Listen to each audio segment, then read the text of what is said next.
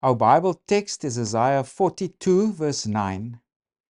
Behold, the former things have come to pass, and new things I declare. Before they spring forth, I tell you of them. Isaiah, the book consists of three main parts. That's from the time period of Isaiah himself, which is chapters 1 to 39, and then there's chapters 40 to 55, which dates to the time of the exile. That's from roughly 539 BC or 555 to 539 BC.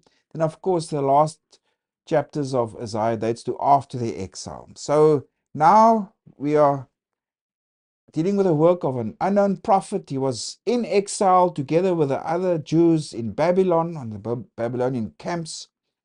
And of course, he now tells them that your time of punishment is over. And if you go read at the beginning of chapter 40, he says, comfort, comfort my people. Tell her a time of her warfare is ended, etc. So God is here communicating through the prophet that the time of the exile is soon coming to an end. And so there's lots of comfort in this part of Isaiah, lots of reassurance.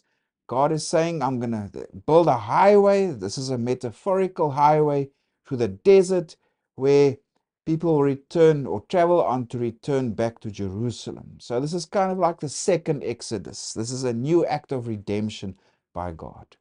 For example, the first act of redemption was deliverance from Egypt. Now we have another great act of redemption where God delivers his people from bondage from Babylon. So this time period, this Babylonian captivity, it's also a pivotal time period, an act of redemption that we find in the Old Testament. And this and the Exodus, it also forms background or information and language and metaphors for the work of Jesus and the redemption that he did for us. He also leads us to the promised land.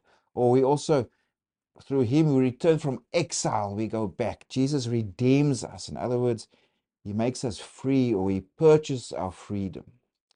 So that's the background. And also another big important thing here is God communicates to the prophet that there's this Persian king, Cyrus the Great, who he's going to use, who he has appointed to come and to help set his people free.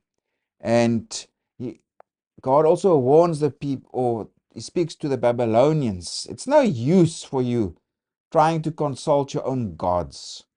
What's going to happen into the future? If you go read their chapters 41, etc., that there are people building new gods, and God actually challenges them. You gods, what can you do? I am the creator. I'm the one who's in charge of world history. I announce things before they happen. I'm the one that brings them to pass. And he challenges these pagan gods. Can you do this? Tell me what you've done. Tell me what you foretold in the past. What has happened? Nothing. You can't compare to me. So this portion of Isaiah, also the strong message comes through that God is the creator.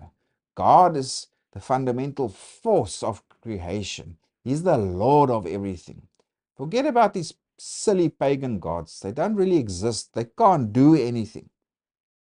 But that is chapter 41. God tells them, you tried to escape the Cyrus who's coming to defeat you. That's now the Babylonian Empire. He says, you can do all you like. It's going to happen. I've announced it before the time. And try now to compete with me in what I can do in my power. And now, also interesting for us, is that chapter 42, the beginning, is where we encounter the first servant song. Now, these servant songs are characteristic of this portion of Isaiah. That's chapters 40 to 55. And there are 4 servant songs.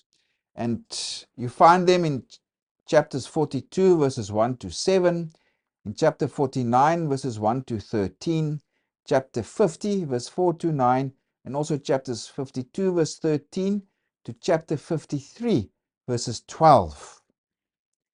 And these servant songs speak of a specific figure. And his duties and tasks and his characteristics that this figure will accomplish or do into the future. Now, of course, this servant that is spoken of in these servant songs, of course, in Christian tradition, is identified with Jesus. Now, if you go read these servant songs, what do they say about the servant and what he will do?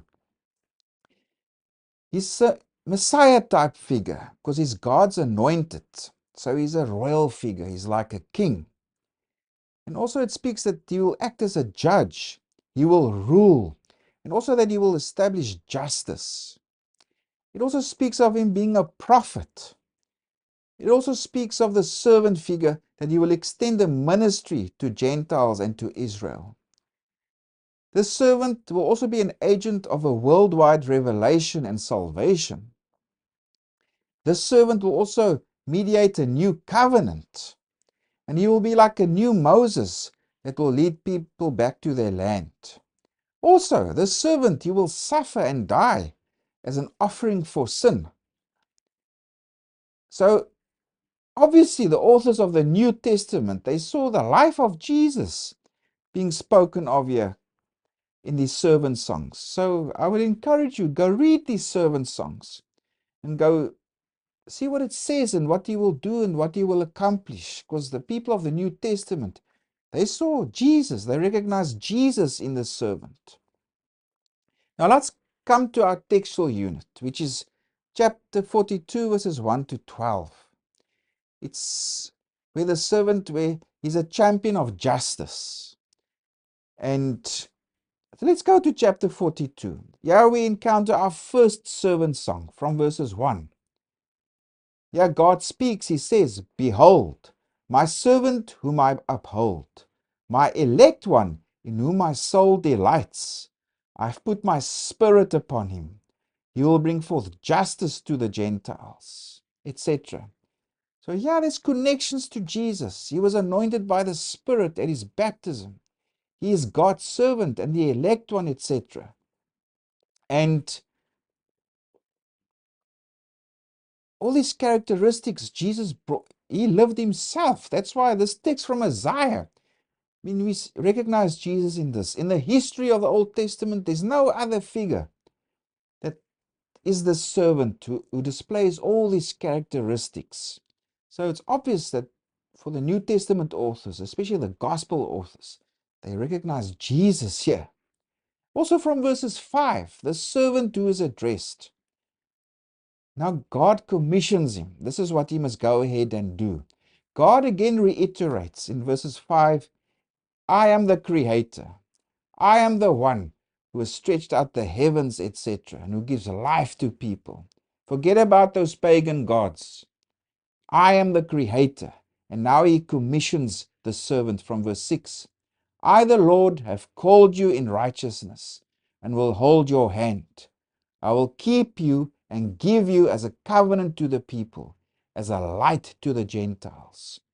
So in this portion, in this servant song, God says to the servant, "You will mediate the new covenant, and also you will be a light to the Gentiles." The servant, he will release people from bondage. He will make them free. He will open their eyes to see. If you read this also from verse 7, to open blind eyes, to bring out prisoners from the prison, those who sit in darkness from the prison house, etc. So this is what the task of what the servant figure will do. He will mediate the new covenant, and he will also be a light to the Gentiles.